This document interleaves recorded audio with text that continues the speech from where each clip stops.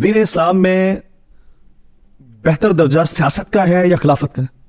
सियासत तो एक वर्सटाइल टर्म है, खिलाफत उसका हिस्सा है। यानी आप ये पूछें कि इस्लाम में जो तर्ज सियासत है वो खिलाफत है या किंगशिप है या डेमोक्रेसी है, तो हम ये कहते हैं कि डेमोक्रेसी खिलाफत की ही मॉडर्न फॉर्म है। उस जमाने में चूंकि कबायली सिस्टम था, ये जो कहते हैं ना जो चंद बड़े असाब थे उनसे मशवरा किया जाता था, भाई वो बड़े साहब एक बंदा नहीं होता था।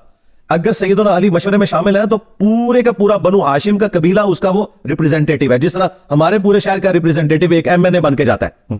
ठीक है, वो कबायली सिस्टम में तो यही होगा कि एक कबीले का सरदार वो राय देगा, क्यों कि वो सरदार खुद डेमोक्रेसी से चूज हुआ है।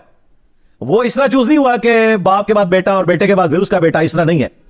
वो पूरे एक क्राइटेरिया से निकल के ऊपर आया, तो जाहिर है कि वो ऑलरेडी एक डेमोक्रेसी से ऊपर आया है। यहां पे भी आप देखें हमारे एमएनए जब जाते हैं तो वो जाके सिलेक्ट करते हैं। बाकी जाहिर है इसका एक जो डार्क पहलू है कि यहां पे ट्रू डेमोक्रेसी कभी आने ही नहीं दी, और उसकी वजह से आज हम ये खारी काट रहे हैं। और जिन मुल्कों की हम मिसालें देते थे, वहां तो मेरे भाई वहां तो किसी की जरूरत नहीं, वहां तो ना किसी को आर्मी चीफ का नाम पता होता है, ना आईजी का नाम पता होता है, ठीक है, ना उन्हें अपने किसी एजेंसी के चीफ का नाम पता होता है, इवन चीफ जस्टिस का नाम भी बड़े कम लोगों को पता होता है। और यहाँ जो 9 का खबरनामा है वो इन्हीं लोगों के गिर्द घूमता है, अवाम की तो खबरें एंड पे जाके आती हैं।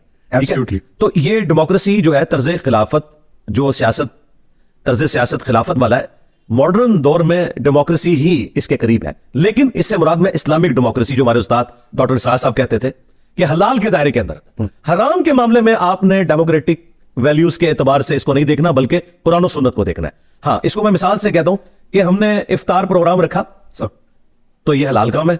अब इफ्तार के अंदर खजूर सर्व होगी, जामे शीरी होगा, रूह अफ़ज़ा होगा या सादा पानी होगा, इसमें डेमोक्रेसी होगी। और नबी इस्लाम भी यही करते थे कि बताओ मेजॉरिटी की क्या राय है। जिस तरह ग़ज़वा उहद में नबी इस्लाम की अपनी राय नहीं थी कि हम मदीने से बाहर निकले इस तरीके से, लेकिन मेजॉरिटी की राय थी नहीं, हम तो शहीद होने के लिए। नबी इस्लाम ने उनकी बात मानी, अगरचे उसका नुकसान उठाना पड़ा, लेकिन बहरहाल नबी इस्लाम ने जमहूर की राय को अहमियत दी।